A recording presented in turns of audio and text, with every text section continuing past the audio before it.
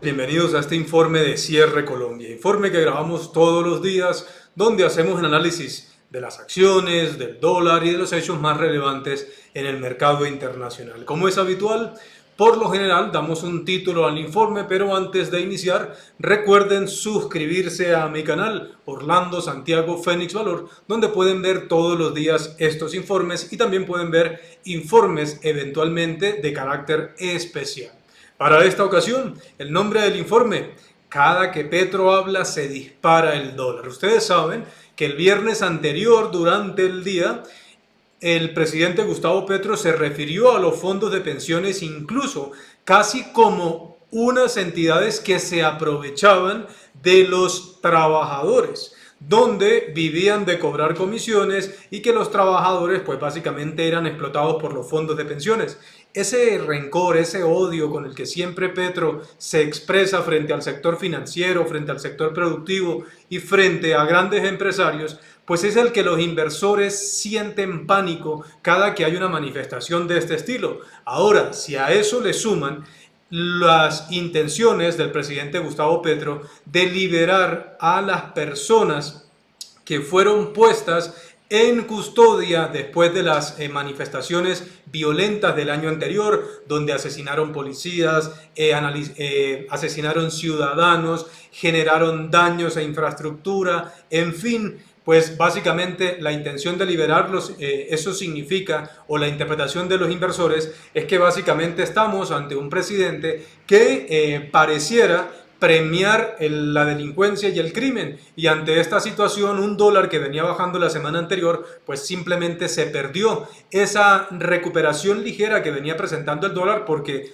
poco sirve hablar o estar contentos porque el dólar baja 200 pesos si recordemos que desde la fecha de elecciones el dólar se había incrementado en Colombia 1.100 pesos. Nada es comparable en la región en términos de mercados o de países con economías similares a la colombiana. En este orden de ideas, el pánico fue apareciendo en el mercado y el entorno internacional tampoco ayudó mucho luego de mitad de jornada, y los índices en Colombia simplemente se fueron a la baja. Pasemos a la pantalla para ver al mercado, al dólar y los demás mercados internacionales. El Colcap finaliza con un descenso del 1,87%, se ubica al cierre en 1.217,68 unidades, negociando 64.170 millones de pesos. Lo que hablaba o lo que les decía la semana anterior, y es que ya pasa el efecto de rebalanceos y vuelve lo habitual. Lo habitual es bajo volúmenes de negociación, muchos inversores con desconfianza en Colombia, y eso se traduce en un mercado poco líquido.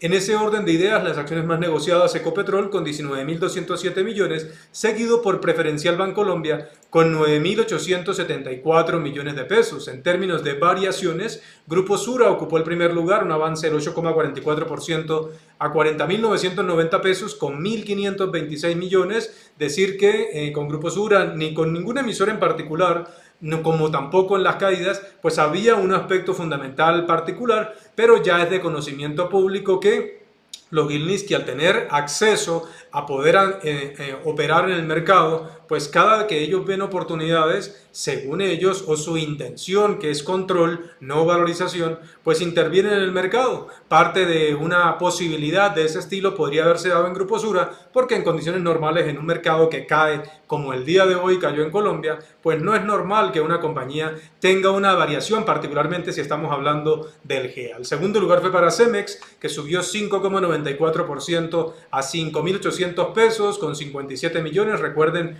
que la gente que tenía Cemex por allá en el 2020, 2019, que la vendían a 1.500 pesos, a 1.700 pesos, que en fondos les decían que vendieran porque era una empresa muy endeudada. Luego en la OPA del 2020 a gente desvalorizada le decía que vendieran porque iba a perder liquidez. Solo imagínense, de la OPA del 2020 a 3.250 hoy, la acción prácticamente ya se ha doblado, casi se ha doblado, y la gente a la que le vendieron en la OPA desvalorizados, ¿cuánto? 50, 60, 70%. A lo mejor lo invirtieron en el Colcap, y eso por ser generoso, o sea, en una media del Colcap, y el Colcap de esa fecha hoy ha caído más de 15%. Así que esto habla de lo peligroso que es invertir en bolsa. leyendo un chat, mirando redes sociales o esperando que una firma le diga qué hacer, cuando el objetivo muchas veces del mercado es la famosa liquidez. Nada más peligroso para una persona común y corriente pensar que ese es el único argumento de inversión, porque en bolsa lo que realmente genera resultados es el valor, o sea, el potencial de valorización. Y en el caso de Cemex en particular, pues por supuesto, algunos inversores, los que quedaron después de todas estas sopas, pues simplemente esperando ese comunicado de OPA de desliste, que tiene unas connotaciones muy interesantes. Eso no es de conocimiento público, no lo van a ver en Twitter, pero que nosotros en el servicio Fénix le contamos a nuestros clientes, y es que hay unas particularidades post-desliste que para Cemex no es viable, en el sentido de no tener una compensación lo suficientemente justa en la OPA, pero todo eso tiene una razón y un porqué, pero solamente lo comentamos de forma interna. El tercer lugar fue para Grupo Éxito, que subió 3,38% a 3.550 pesos con 28.7 millones, esto asociado puntualmente a las caídas de la semana anterior. En el lado de las desvalorizaciones teníamos a ISA, que en la subasta de cierre, aquí lo pueden ver, la pasaron de 18.490 a 17.780, o sea, casi que toda la caída de ISA se produjo en la subasta de cierre, 5,43%, 17.780 pesos de cierre con 1.794 millones. El segundo lugar fue para Promigas, que bajó 4,26% a 4.500 pesos con 135 millones negociados, y el tercer lugar para Preferencial Grupo Argos, que bajó 3,69% a 6.010 pesos con 35 millones de pesos. Pero este informe se llama "Cada que Petro habla se dispara el dólar", y la razón aquí la tiene. El dólar, que la semana anterior venía bajando, que teníamos la posibilidad de ubicarnos incluso a buscar los 4.600 pesos, pues simplemente no ocurrió.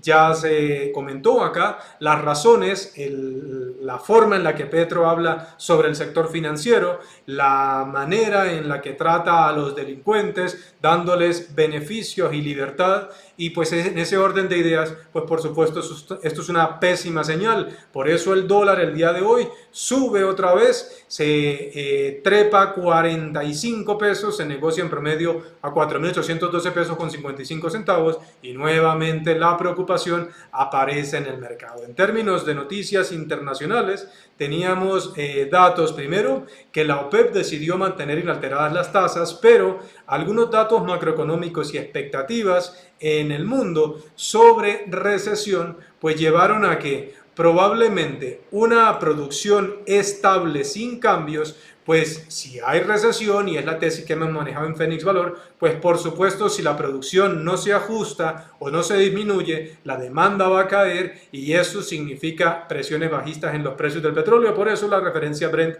baja 2,94 y el WTI 3,25%. Súmenle, y de hecho el peso hoy debería haber caído más con el dato de inflación en Colombia. Inflación desbordada nuevamente, y no es algo que se acaba de conocer.